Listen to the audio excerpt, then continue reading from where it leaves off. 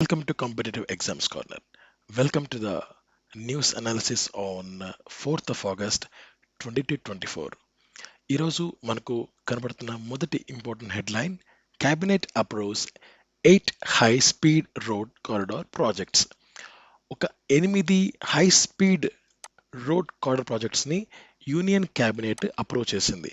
So నేను ఇంతకుముందు చాలా చెప్పాను, ఓన్లీ క్యాబినెట్ అని అంటే అది సెంట్రల్ గురించి ప్రస్తావిస్తున్నట్టు, లేకపోతే రాష్ట్రాల గురించి వీళ్ళు ప్రస్తావిస్తే ఆ రాష్ట్రం పేరు ఇక్కడ రాయడం జరుగుతుంది అనమాట, లేకపోతే ఆ రాష్ట్ర ముఖ్యమంత్రి పేరు ఇక్కడ రాయడం జరుగుతుంది. ఫర్ ఎగ్జాంపుల్ తెలంగాణ అనుకోండి, రేవంత్ రెడ్డిస్ క్యాబినెట్ అని పిలుస్తారు, లేదా ఆంధ్ర అనుకోండి, నారా చంద్రబాబు నాయుడు క్యాబినెట్ అని పిలుస్తారు. సో అలా బట్ ఇక్కడ పేరు ఏం మెన్షన్ చేయకుండా కేవలం క్యాబినెట్ అని అన్నారు అంటే అది సెంట్రల్ క్యాబినెట్గా మనము ఒక డిఫాల్ట్గా అంచనా వేసుకోవాల్సి ఉంటుంది. Okay, the union cabinet on Friday approved 8 national high speed road corridor projects totalling 936 kilometres at a cost of 50,000 crore. 50,000 కోట్లతో దాదాపు 936 కిలోమీటర్ల ఒక హై స్పీడ్ రోడ్ కారిడార్కి సంబంధించి యూనియన్ క్యాబినెట్ అప్రూవ్ చేసింది అనమాట. సో అందులో భాగంగా 4-lane ring road for Ayodhya for pilgrims visiting the Ram Mandir and a bypass for Guwahati that will connect various cities in the north east region. So north ఈస్ట్లో మనకు ఏంటంటే for example ఇప్పుడు ఇక్కడ చూడండి, నార్త్ ఈస్ట్ అంటే ఈ ప్రాంతం అన్నమాట. ఇది ఈస్ట్ కదా, సో నార్త్ ఈస్ట్ ఈ ప్రాంతం. సో నార్త్ ఈస్ట్లో కొన్ని ప్రాంతాలకి ఇబ్బందిగా ఉండకుండా మనకు అయోధ్యలోని రామ్ మందిర్ని, తర్వాత గౌహతి, ఈ రెండు సిటీస్కి సంబంధించి ఒక హైవే 4-lane రింగ్ రోడ్ని కూడా వాళ్ళు స్టార్ట్ చేయబోతున్నారు construction. The pilgrim town of Ayodhya will get A 68 kilometers long 4-lane access controlled ring road at a total capital cost of 3935 crore, enabling seamless connectivity to tourists arriving from airports in Lucknow and Ayodhya, as well uh, as major railway stations. Next, the cabinet has also okayed a 214 kilometers 6-lane high-speed corridor between Tharad and Ahmedabad in Gujarat. గుజరాత్లోని third Ahmedabad మధ్యలో కూడా ఒక high speed కారిడార్ని కూడా వాళ్ళు start చేయబోతున్నారు. దాని యొక్క length 214 కిలోమీటర్లు అనమాట. తర్వాత ఇది Jamnagar and Delhi Mumbai express way and వాటి మధ్య కూడా, తర్వాత ఇవి మనకు పంజాబ్, హర్యానా, రాజస్థాన్లో మేజర్ పోర్ట్స్ని కూడా ఇది కనెక్ట్ చేస్తుంది. Next Guwahati will get A 121 kilometers bypass to be developed at a total cost of 5,729 crore అనమాట. And a major bridge across the Brahmaputra మీద ఒక చాలా పెద్ద బ్రిడ్జ్ కూడా ఇందులో రాబోతోంది. ఈ గౌహతి యొక్క 121 kilometers భాగంగా ఈ బ్రహ్మపుత్రం మీద చాలా పెద్ద బ్రిడ్జ్ అనేది రాబోతుంది అనమాట. అండ్ ఇది NH-27కి సంబంధించిందంట. Next Agra will get a national high speed corridor which will connect it with the Gwalior. So ఆగ్రాకి కూడా ఒక హై స్పీడ్ కారిడార్ని వాళ్ళు శాంక్షన్ చేశారు, అది గ్వాలియర్కు కనెక్ట్ అవుతుంది. ఇది మొత్తం 88 కిలోమీటర్లు, దాదాపు 4,600 కోట్లతో దీని నిర్మాణం స్టార్ట్ చేయబోతున్నారు. నెక్స్ట్ ఇంపార్టెంట్ ఆర్టికల్ చూడండి, government plans to increase deposit nominees to 4. ఈ ఆర్టికల్ ఏంటంటే మనకు ఫర్ ఎగ్జాంపుల్ ఒక ఫ్యామిలీలో ఒక పెద్ద ఆయన ఉన్నారనుకోండి. ఆ పెద్ద ఆయనకు బ్యాంక్ అకౌంట్ సంబంధించి కేవలం ఆయన కొడుకు పేరు మీద మాత్రమే ఆయన నామినీగా, సరే కొడుకు మీద కాకుండా అట్లీస్ట్ ఆయన భార్య పేరు మీద ఆయన అకౌంట్ నామినీగా ఆయన పేరు పెట్టారు. సో ఆయన పేరు ఏ అనుకుందాం, ఆయన భార్య పేరు బి అనుకుందాం. ఓకే, సో ఆయన అకౌంట్లో ఉన్న అమౌంట్కి నామినీగా బి ఆయన భార్య పేరుని ఆయన పెట్టారు. సో అనుకోని కారణాల వల్ల బి ఏ కన్నా ముందే మరణించారు. సో బి తర్వాత కొద్ది రోజులకు ఏ కూడా మరణించారు. సో ఇప్పుడు ఏం జరుగుతుందంటే ఏ అకౌంట్ బి నామినీగా ఉన్నారు. అవునా? ఏ అకౌంట్ సంబంధించి బి నామినీగా ఉన్నారు. కానీ బి ముందే చనిపోయారు. బట్ వాళ్ళు ఈ విషయం గురించి పెద్దగా వాళ్ళు పట్టించుకోలేదు. సో పట్టించుకోకపోవడం వల్ల ఏం జరిగింది? సో ఏ అకౌంట్‌కి నామినీ అనేవాళ్ళు లేరనమాట. సో ఏ కూడా చనిపోవడంతో ఈ అకౌంటు అలా లోన్లీగా ఉండింది. అంటే ఈ అకౌంట్ డబ్బులు ని తీసుకోవడానికి ఎవరు ముందుకు రాలేని పరిస్థితి. ఎందుకంటే వాళ్ళు నామినీస్‌కే ఇస్తారు. సో ఇలాంటి సిట్యుయేషన్‌లు ఇండియా మొత్తంగా చాలా చాలా ఉన్నాయి. అండ్ దీనికి సంబంధించి దాదాపు బ్యాంకుల్లో మూలుగుతున్న అమౌంట్ ఏదైతే ఉంటుందో అది దాదాపు 78,000 కోట్లు. ఐ రిపీట్, 78,000 కోట్లు అలా నామినీస్ సరిగా లేకపోవడం వల్ల బ్యాంకుల్లో అలా అన్‌క్లెయిమ్డ్, అంటే ఎవరు క్లెయిమ్ చేసుకోని డిపాజిట్స్ 78,000 కోట్లు అనమాట. సో అలాంటి పరిస్థితి ఉండకుండా గవర్నమెంట్ ఒక కొత్త ప్రపోజల్‌ని తీసుకొనొస్తుంది. అదేందంటే government plans to increase deposit nominees to 4. అంటే ఇప్పుడు ఈ కేస్‌లో నేను ఒకరు చెప్పాను గదా! ఇలా కాకుండా ఈ ఏ అనే వ్యక్తి ఒకరిని కాకుండా మరొక ముగ్గురిని కూడా ఆయన నామినేషన్స్ ఇవ్వాల్సి ఉంటుంది. సో ఒకరికి ఏదైనా జరిగినా మిగిలిన ముగ్గురు ఆ అకౌంట్‌కి సపోర్టివ్‌గా ఉంటారు. So bill to introduce successive and simultaneous nominations to reduce customer hardships అన్నమాట. So the union cabinet on Friday approved the ah, least half a dozen amendments. Half a dozen అంటే డజన్ అంటే 12, హాఫ్ ఎ డజన్ అంటే 6 amendments to banking laws, uh, including allowing up to 4 nominees in deposit account. Number one. Number two, introducing concept of successive and simultaneous nominations to reduce hardships to customers amid rising the unclaimed deposits. అంటే deposits ఎవరు తీసుకోవట్లేదు. వాళ్ళ వాళ్ళ కొడుకులు కానీ కూతుర్లు కానీ ఎవరైతే వాళ్ళ వాళ్ళ ఫాదర్స్ కానీ మదర్స్ కానీ ఎక్స్పైర్ అవుతారో తర్వాత వాళ్ళ డిపాజిట్స్‌ని తీసుకోవడానికి వాళ్ళు ముందుకు రావట్లేదు. సో, అలా బ్యాంకులు ఆ అమౌంట్‌ని వాడుకోలేని పరిస్థితి. Reserve Bank of India rules ప్రకారంగా ఆ అమౌంట్‌ని, కస్టమర్ అమౌంట్‌ని బ్యాంకులు వాడుకోకూడదు. Without the permission of customer. So, అలా వాడుకోకూడదు. వాళ్ళొచ్చి తీసుకెళ్లరు. సో, ఆ యొక్క అమౌంట్ బ్యాంకుల్లో అలానే ఉండిపోతుంది. అలానే అన్‌క్లెయిమ్డ్‌గా ఎవరు క్లెయిమ్ చేసుకోలేకుండా అలాగే ఉండిపోయే సంపద దాదాపు 78,000 కోట్లు. ఇలాంటి దాన్ని పూర్తిగా రెడ్యూస్ చేయడానికి నామినీస్ సంఖ్యను 4కు ఇంక్రీజ్ చేస్తున్నారనమాట. So currently banks allow 1 nominee for savings bank and fixed deposits. అయితే ఇప్పుడు ప్రెజెంట్ ఉన్న రూల్స్ ప్రకారంగా సేవింగ్స్ బ్యాంక్స్కి ఫిక్స్డ్ డిపాజిట్స్కి కేవలం ఒక నామినీ మాత్రమే ఉంటారు. Which is proposed to be raised. అది వాళ్ళు రేస్ చేయాలని ప్రపోజ్ చేశారు. At the same time drawing from insurance and HUF accounts, successive and simultaneous nominations will allow joint account holders and the heirs to get funds even after the death of a account holder. So దీని ప్రకారంగా ఒకవేళ ఆ account holder మరణించినప్పటికీ కూడా next వాళ్ళు ఎవరైతే ఉంటారో అంటే కొడుకులు కానీ కూతుర్లు కానీ భార్యలు కానీ ఎవరైతే ఉంటారో వాళ్లకు ఆ అమౌంట్ అన్నది వాళ్ళకు లభిస్తుంది.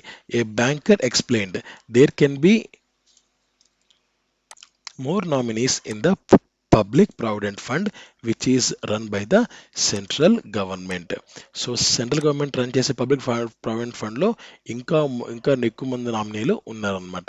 So the details of the provisions will only be clear once finance minister Nirmala Sitharaman introduces the bill in the parliament. Government and officials were tight lipped about the plan. అదేంటంటే ఈ యొక్క డీటెయిల్స్ ఉన్నాయి, ఎప్పటి నుంచి అమలు అవుతుంది, సో దీంట్లో కంప్లీట్ డీటెయిల్స్ అన్నవి నిర్మలా సీతారామన్ గారు పార్లమెంట్లో ఒక బిల్లు రూపకంగా దీన్ని ఇంట్రడ్యూస్ చేస్తేనే మనకు విషయాలనేవి తెలుస్తాయి. సో ఇది కేవలం వాళ్ళు ప్రాథమికంగా అనుకుంటున్న ఒక మ్యాటర్ అన్నమాట.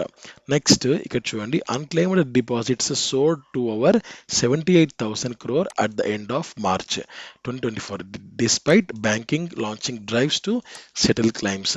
అయితే బ్యాంక్స్ కూడా కొన్ని డ్రైవ్స్ని లాంచ్ చేస్తున్నారు. అంటే ఎప్పటికప్పుడు త్రూ బ్యానర్స్ కానీ లేదా ఇంటర్నెట్లో కానీ ఫోన్ కాల్స్ ద్వారా కానీ అంటే మీ యొక్క అమౌంట్ అన్నది సెటిల్ కాబోతోంది. సెటిల్ అవ్వాల్సి ఉంది. సో మీ వాళ్ళు ఎవరైనా సరే మీ వ్యక్తికి సంబంధించి ఉంది అండ్ ఆయన ఎక్స్పైర్ అయ్యి ఉంటే మీ వాళ్ళు ఎవరైనా సరే వచ్చి తీసుకోండి.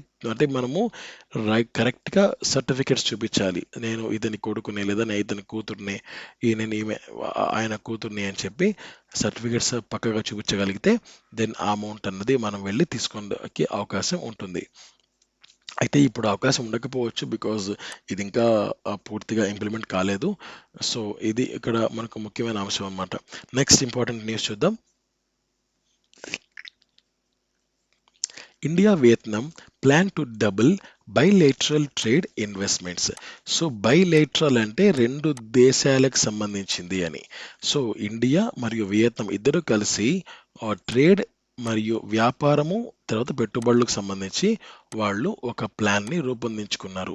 So India extended A 300 million line of credit to Vietnam for maritime security, and both countries have agreed to early a conclusion of review of Asian uh, India trade in goods agreement AITGA. ఇక్కడ line of rate అని ఉంది. Line of rate అంటే ఏంటంటే ఒక అగ్రిమెంట్ని కుదుర్చుకోవడానికి ముందు ఇరు దేశాలు అంటే ఇరు పార్టీస్ ఎవరైతే ఉంటారో వాళ్ళు అంటే ఇక్కడ మోడీ గారు తర్వాత Chinese Vietnam counterpart Pham Minh Chinh అనుకోండి.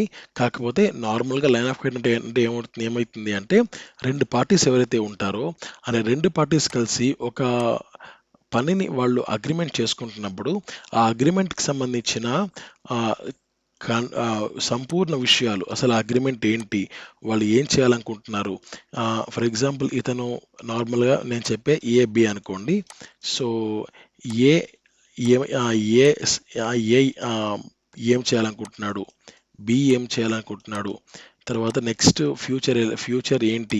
సో నెక్స్ట్ ఒకవేళ ఏ చేయకపోతే పరిణామాలు ఏంటి, బి చేయకపోతే పరిణామాలు ఏంటి, ఇలా కంప్లీట్ డీటెయిల్స్ అన్నవి ఒక డాక్యుమెంట్లో రాసుకుంటారు. ఈ డాక్యుమెంట్నే లైన్ ఆఫ్ క్రెడిట్ అని మనం పిలుస్తాం అనమాట. Next export import bank of India and the ministry of finance of Vietnam ఇద్దరు కలిసి ఈ యొక్క చర్చల్లో పాల్గొనడం జరిగింది. అండ్ ఇక్కడ మనకు ముఖ్యమైన విషయం అండి, so bilateral trade between the two nations stood at $14.81 billion, with India's exports at $5.4 billion, imports at 9.3 billion అన్నమాట. సో ఇంపోర్ట్స్ ఎక్కువ ఉన్నాయి, ఎక్స్పోర్ట్స్ కన్నా కూడా ఇండియాకి సంబంధించి. తర్వాత Indian companies have invested $1.2 billion in Vietnam so far, while in India investments from Vietnam are a meager $10 million అన్నమాట. ఇక్కడ ఒక చిన్న గ్రాఫ్ ఇచ్చారు. గ్రాఫ్ చూడండి, ఎక్స్పోర్ట్స్ మనకు బ్లూ కలర్లో ఇచ్చారు, తర్వాత ఇంపోర్ట్స్ వచ్చి రెడ్ కలర్లో ఇచ్చారనమాట. అండ్ ఇంపోర్ట్స్ మొత్తం చాలా హై లెవెల్లో పెరిగాయి అండ్ ఇది కంట్రోల్ చేసుకొని ఎక్స్పోర్ట్స్ కనుక మనం ఇంక్రీజ్ చేసుకుంటే సో హెల్తీగా కాంపిటీషన్ అది ఉంటుంది. నెక్స్ట్ ఇక్కడ ఇండియా రీసెంట్గా కొన్ని విషయాల్లో వార్తల్లో నిలిచింది. అదేంటంటే రీసెంట్గా విక్రమ్ మిశ్రీ గారిని 35వ ఫారిన్ సెక్రటరీగా ఇండియా నియమించింది. Number 1. Number 2, India defence exports ఏవైతే ఉంటాయో అవి మొత్తం ఎక్స్పోర్ట్స్ అంటే ఇండియా నుంచి యుఎస్కు చాలా చాలావి మనం ఎగుమతి చేస్తూ ఉంటాం యుఎస్కు, ఇండియా నుంచి. అలా ఎగుమతి చేసే అన్నిట్లో దాదాపు 50% ఇండియా డిఫెన్స్కి సంబంధించింది అన్నమాట. ఇది టాప్ డెస్టినేషన్, ఇది ఒకటి గుర్తుపెట్టుకోండి. Next, India has achieved outstanding outcome in 2024 mutual evaluation report by FATF India regular follow up category. So మనకు ఇండియా అనేది అవుట్స్టాండింగ్ అవుట్కమ్ కేటగిరీలో ఒక అచీవ్ చేసింది 2023-24కు సంబంధించి. మ్యూచువల్ ఎవాల్యుయేషన్ రిపోర్ట్ ఈ FATF అంటే ఫైనాన్షియల్ యాక్షన్ టాస్క్ ఫోర్స్ వాళ్ళు ఒక మ్యూచువల్ ఎవాల్యుయేషన్ రిపోర్ట్ని విడుదల చేశారు. ఆ రిపోర్ట్లో ఇండియా ఒక అవుట్స్టాండింగ్ అవుట్కమ్ని అచీవ్ చేసింది 2023-24కు సంబంధించి. అదే కాకుండా ఈ రిపోర్ట్లో ఇండియాను రెగ్యులర్ ఫాలో అప్ కేటగిరీ కింద వాళ్ళు ఉంచడం జరిగింది. తర్వాత నాలుగవ న్యూస్ ఏంటంటే ఇస్రో జీశాట్-20 స్పేస్ ఎక్స్ ఫాల్కన్ 9 రాకెట్లో భాగంగా అది GSAT owned and operated by the new space India limited అన్నమాట. సో ఇస్రో వాళ్ళు జీశాట్-20 ఒక శాటిలైట్ని స్పేస్ ఎక్స్కి సంబంధించి ఫాల్కన్ 9 రాకెట్లో వాళ్ళు ఈ యొక్క జీశాట్ని వాళ్ళు ఇన్స్టాల్ చేసి వాళ్ళు స్పేస్లోకి పంపించబోతున్నారనమాట. సో ఈ జీసాట్ అనేది ఇండియాకి సంబంధించి న్యూ స్పేస్ ఇండియా వాళ్ళదనమాట.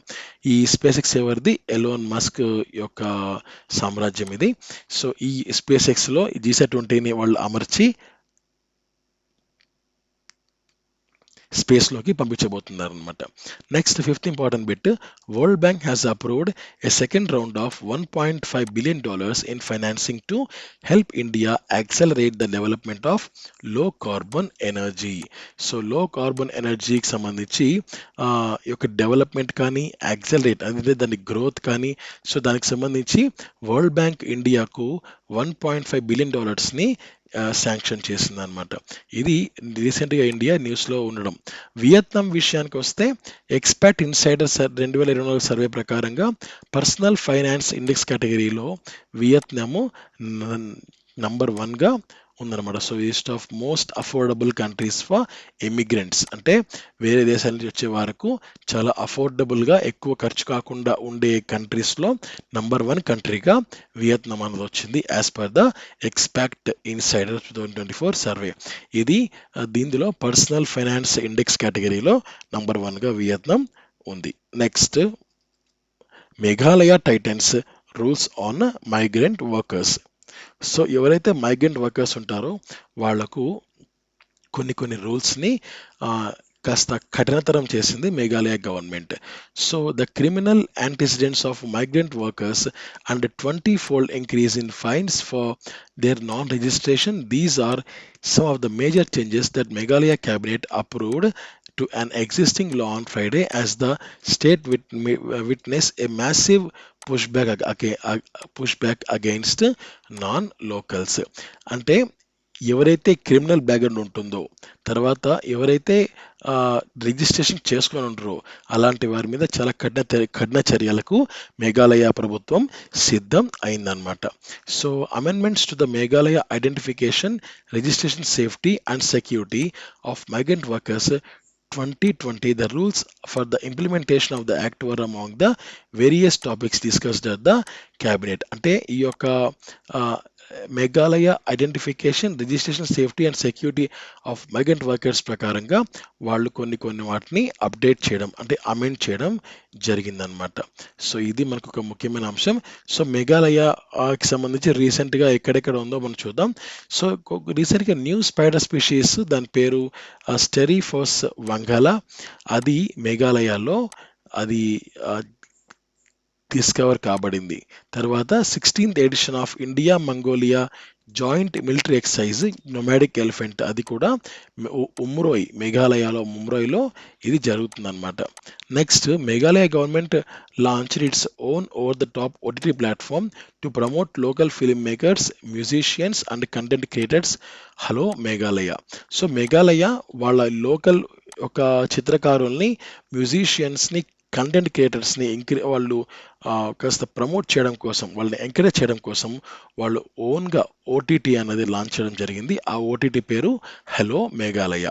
తర్వాత సిహెచ్ విజయశంకర్ గారు గవర్నర్ ఆఫ్ మేఘాలయ గారు రీసెంట్గా అపాయింట్ అవ్వడం జరిగింది. సో నెక్స్ట్ మనకు government reissues draft notification to declare over 56,000 square kilometers of Western Ghats and as a eco sensitive. మనకు ఈ ఆర్టికల్ అంత ముఖ్యం కాదు. మా ఆర్టికల్లో మనకు మోస్ట్ ఇంపార్టెంట్ పాయింట్ వచ్చి ఎకో సెన్సిటివ్ అంటే ఏం లేదండి. సో ఇక్కడ వాళ్ళు వెస్టర్న్ ఘాట్స్ని ఇచ్చారు కదా. So for example western Ghats ఇది అనుకోండి, అంటే ఈ యొక్క ప్రాంతం అంతా వెస్టర్న్ ఘాట్స్ వ్యాపించి ఉంది అనుకుందాం. సో ఇప్పుడు ఈ ఎకో సెన్సిటివ్ జోన్ అంటే ఏంటంటే ఈ వెస్టర్న్ ఘాట్స్ బౌండరీ ఏదైతే ఈ బౌండరీకి దాదాపు 10 కిలోమీటర్ల రేడియస్లో, ఈ 10 కిలోమీటర్ల రేడియస్ ఇదంతా ఈ యొక్క స్థలం అంతా కూడా మనము ఎకో సెన్సిటివ్ జోన్ అని మనం పిలుస్తాం అన్నమాట. ఈ యొక్క స్థలాన్ని మనము ఎకో సెన్సిటివ్ జోన్ అని పిలుస్తాం. అంటే ఈ యొక్క వెస్టర్న్ ఘాట్స్ ఎండ్ అయింది ఇక్కడే, no doubt about it.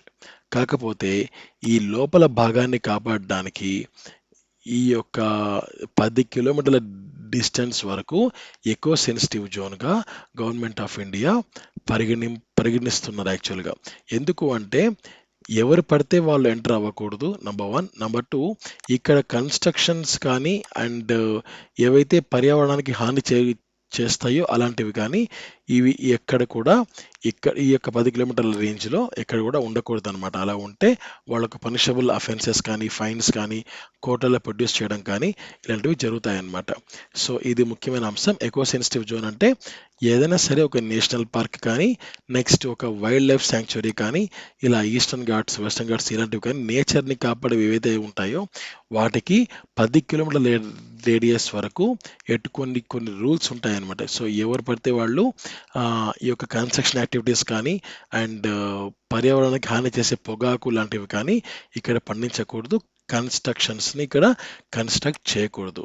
So ఇది మనము ఎకో సెన్సిటివ్ జోన్ అంటాం అనమాట.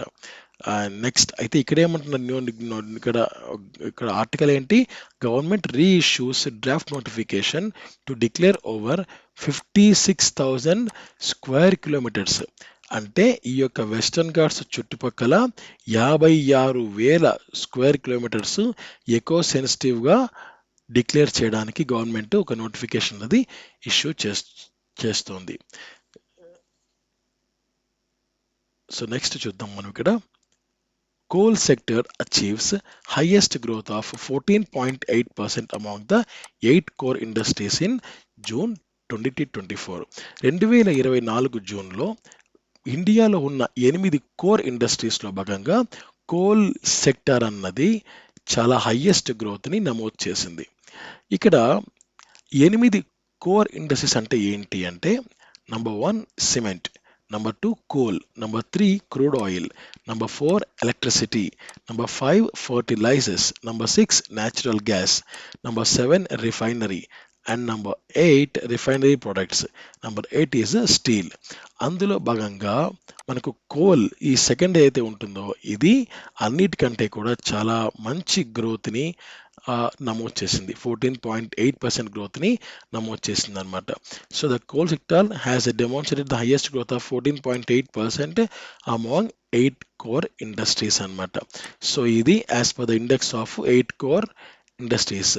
అండ్ ఇది మనకు ministry of commerce and industries కన్సర్న్లో పనిచేస్తుంది.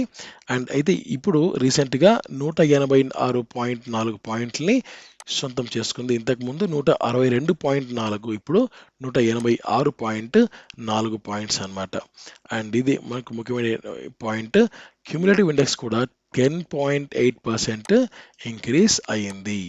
Next, these efforts align the vision of Atmanirbhar Bharat to contribute to the nations progress towards self sufficiency and energy security. Atmanirbhar భారత్లో భాగంగా ఈ ఎఫర్ట్స్ అన్నవి ముందుకెళ్తున్నాయి. అండ్ ఇది నేషన్ యొక్క progress towards self sufficiency and energy security పరంగా కూడా చాలా ఒక సూపర్బ్ అచీవ్మెంట్ అనమాట. సో నెక్స్ట్ న్యూస్ చూడండి.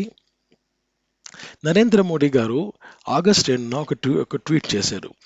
అదేంటంటే అబౌట్ ద పింగళి వెంకయ్య గారిది బర్త్ యానివర్సరీ అనమాట. So his if effort is giving us the tricolour will always be remembered. So next చూడండి. అయితే ఆయన ఆగస్టు 9 మరియు ఆగస్టు 15న హర్ఘర్ తిరంగా మూమెంట్లో ప్రతి ఒక్కరిని పాల్గొనమని చెప్పి ఆయన చెప్పడం జరిగింది.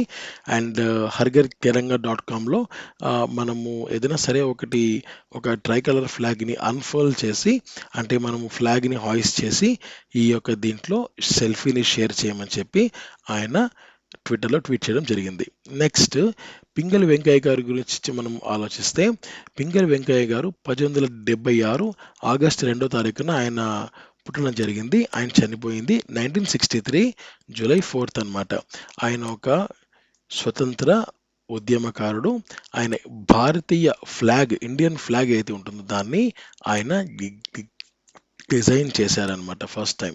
తర్వాత ఆయనకు 1955లో పద్మభూషణ్ అన్నది ఆయనకు గవర్నమెంట్ ఆఫ్ ఇండియా ఇచ్చింది. సో ఇది ఏంటంటే 2009లో భారత ప్రభుత్వం వెంకయ్య గారి మీద ఒక స్టాంప్ అన్నది ఇష్యూ చేసింది. ఇది దానికి సంబంధించిన ఇమేజ్. సో ఇవి ఈ రోజుకి సంబంధించిన ముఖ్యమైన వార్తలు. మరి ఏమైనా ఉంటే నేను సపరేట్గా వీడియోస్ చేస్తాను. Thank you. జై హింద్.